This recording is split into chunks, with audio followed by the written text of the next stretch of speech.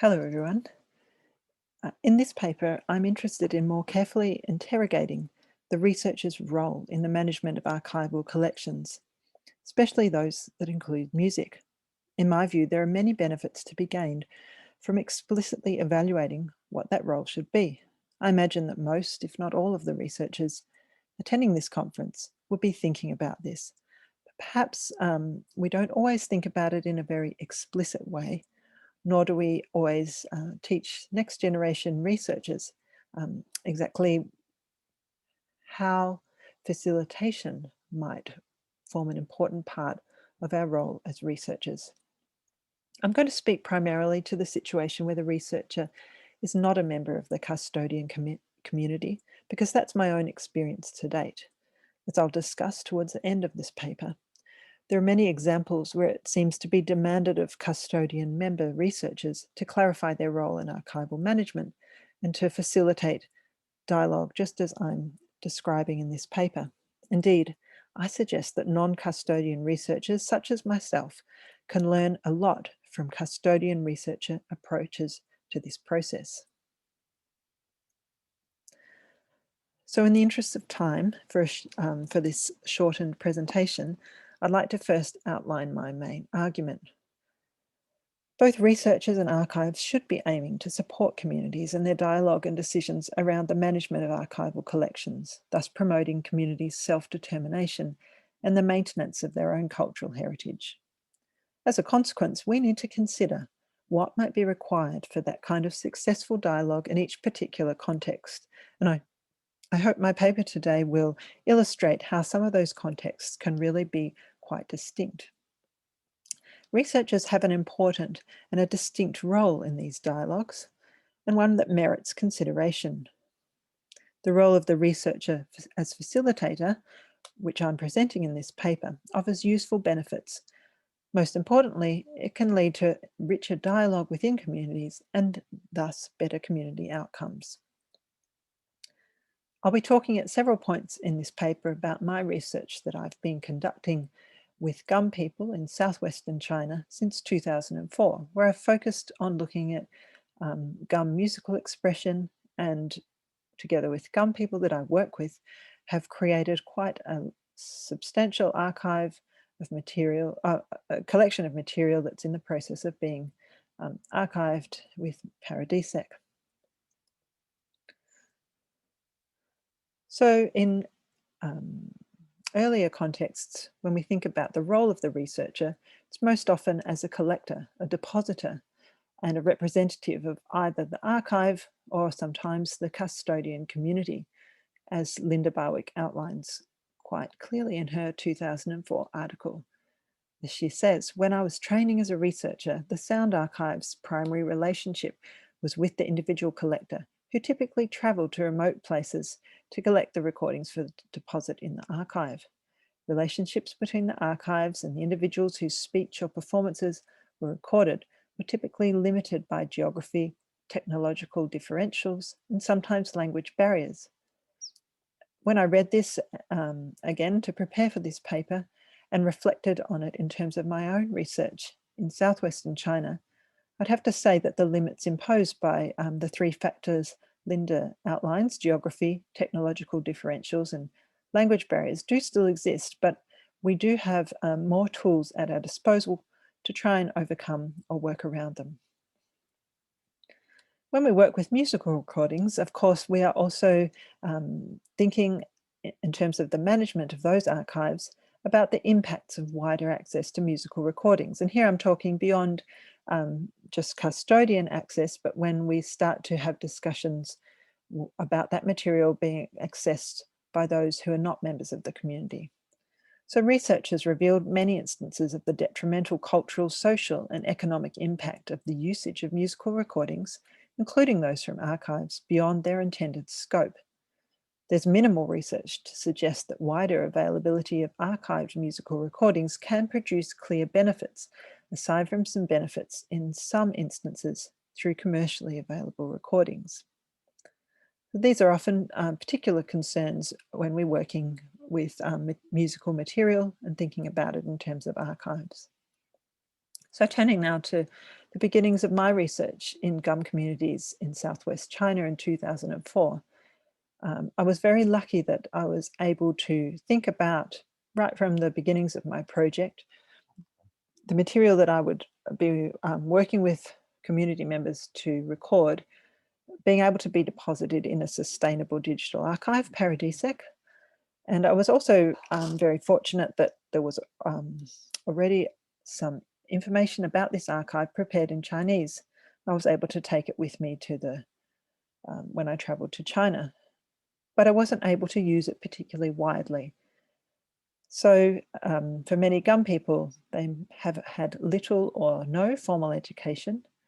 Many middle-aged and older people speak little or perhaps no Chinese. They don't have very positive experiences necessarily with bureaucracy, forms, information that's presented in a written format, looking rather official.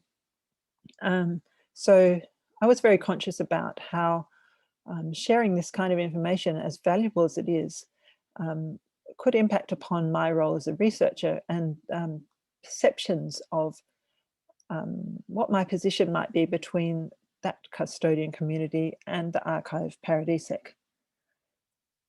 As time went on, it really made me realize that there are so many differing perspectives on the fieldworker archivist role, and I've written quite more extensively about these in a 2019 publication. There's not only are there different views from archives and from custodians on what that role should be, but there's a range of different views, and fieldworkers ourselves, we also may have our own perspectives on what that should be that might not entirely match any of the others. In my own situation, where possible, as I write here, I strove to remain silent in decisions or actions regarding gum cultural matters and to defer the decision-making to my gum friends and colleagues. Through this method, people began to feel comfortable expressing their opinions to me. They also gained a clear sense that I was interested in helping them to promote gum culture in the way they saw best, rather than dictating to them how it should be done. And the fact that that would be an uncommon experience for many people I worked with, and something that took them some time to come to terms with, was quite indicative of the rather minimal degree in which many of them felt they had of control over how their own cultural heritage was used in many other contexts with which they were a lot more familiar. So it highlights, in this instance, where we're talking about supporting dialogue around archival management, particular issues of this cultural context, unfamiliarity with making such kinds of decisions, that as researchers, it's really important that we know if we want this kind of decision making to be successful. As I mentioned at the start, I think we can learn, researchers such as myself, not members of the custodian community, can learn a lot from reading about how custodian member researchers have approached this process of dialogue around archival management or management of recordings in general. I want to look particularly at two articles that can provide us some useful insights. The first is from Robin Gray in Northern America. And she describes a project that at this point she had been undertaking for 7 years. She'd worked with nearly 300 Tsimshian community members in 3 different sites. So she's clearly undertaking an extremely extensive, wide-ranging project in order to obtain the type of dialogue she felt necessary to deal with repatriation of musical recordings. Another example is from Clint Bracknell and his work in southern Western Australia with the Noongar community. And in this really interesting article, where he talks about connecting the songs with the community, the community and advisory or cultural reference groups within the community appear at various stages and in various different ways. It's quite clear that they were involved in those discussions in an ongoing manner at different points and a really important part of the process of facilitating decisions around how that archival material could be used. So this length of time, the ongoing nature of dialogue, the many ways in which community members can be involved in that dialogue, very instructive for us. So in my own work with GUM community members, of course, those discussions around access to recordings and who should have such access began as soon as the recordings were being made, the start of my research in 2004. I received a huge number of requests to make recordings. It was a very important part, turned out to be a very important part of the research that I've conducted since. GUM people found it extremely helpful. But initially, our discussions focused more on how the physical items, VCDs, DVDs, should be handled within communities, who should have access to what. And that was a great beginning and very instructive for me in terms of understanding the cultural context of access, dialogue, and in general, before we started to move into bigger discussions around management of the archive, access to the archive, and so on. It's very hard also for GUM people at that early stage. In 2004, there was no internet in the village. Many people never even seen a computer. They didn't have experience with universities or researchers. They didn't really have experience with the concept of archives. It's very hard to facilitate dialogue around archival management in such a context, and to make sure that it's really informed. So it was wonderful in 2017 when we were able to bring 6 GUM women that I've worked with extensively, 6 GUM singers, to Sydney to take part in the Songs of Home project. And as part of their visit, they were able to visit PARADISEC, and Nick and Linda kindly gave up some time to speak with them, which was really extremely helpful because it put a face to the archive. It allowed the women to ask questions directly and to start to form their view about the archive itself and how they wanted their material to feature.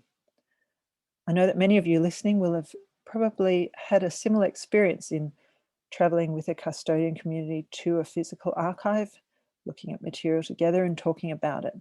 But I'd like to play a couple of minutes of just how this progressed. Linda and Nick, I hope you, since I know this was recorded for a public viewing, I'm going to hope that you're happy with me sharing this material. And I think it's quite instructive to see how I found my role as a facilitator of that discussion to play out.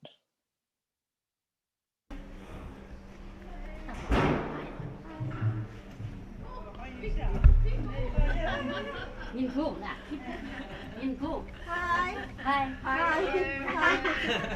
Tao có hai mà. Tao có hai đâu. So, welcome to PARADISEC. 欢迎一下套呢，当然是想为 PARADISEC 太平洋数码档案室。这样子我们不是要凹资料，你要把档案来送耶？这样子你们来，can I introduce you? Yes, please do. 冇关Linda，冇是为领导的要，冇是父子鸟悉尼为档案室，冇是关 Nick， 冇是鸟墨尔本大学，冇是负责全档案室的那样，所以我开始本就相当我小时本里。有本人为资料供送嘅呢，就现在想让本地人可能。我咩？伢包那样，侬小包里想就当个那熬呢，那样滚就样。就是现在类网也是上网讨论。So I explained that you both what your work is here, that you know a lot about the collection, and that they're coming here. So now finally you are meeting them, and they are meeting you. Yeah. Well, you should tell them that we really value the collection and think it's wonderful that they've deposited it in Paris. 开始先样挺相当忙，小汉把凹资料加减送下个来，因为开不行当小保存嘛。Trái tim của ha, trái tim của ha.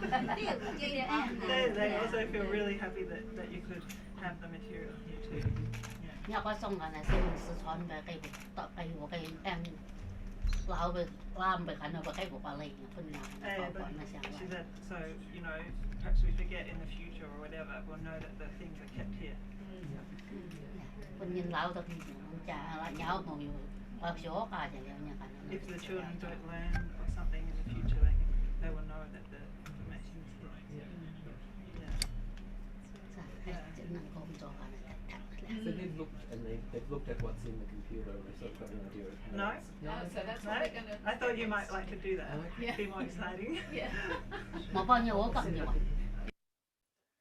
So while you can see from our initial discussions that people were fairly clear that the material was being kept there in case of need in the future, our subsequent discussion led on to a lot about the maintenance of culture, who had the right to make decisions about the archive and the management of it, the material, whether certain items could be accessed while others could be kept just for community access only. So it was a very rich and helpful discussion that could really only have happened in the space of the archive. So what can we say in a kind of conclusion in thinking about this role of researcher as facilitator in a more explicit sense? We can certainly say that many things are required for it to succeed. Relationships, time, huge amounts of time, funds for people to travel and to meet, a broader cultural understanding, especially on the part of the researcher, community trust in the researcher. I think the researcher's awareness of the value of taking on this facilitating role and the nature of the role, that is, as an ongoing, open-ended and often very, never-ending process, is really important. And then, of course, if we can create this space for having really focused discussions that might not normally take place. And in my experience, some of these took place when we were preparing academic publications together. We were able to explore issues together in more detail. Some of them took place as we were trying to discuss and resolve various problems surrounding musical recordings as they arose. But I hope that I've at least convinced you to think a little more explicitly about taking on this facilitation role as a really rather central part of what a researcher does in their research activity, and how valuable it can be for all involved. Thank you very much.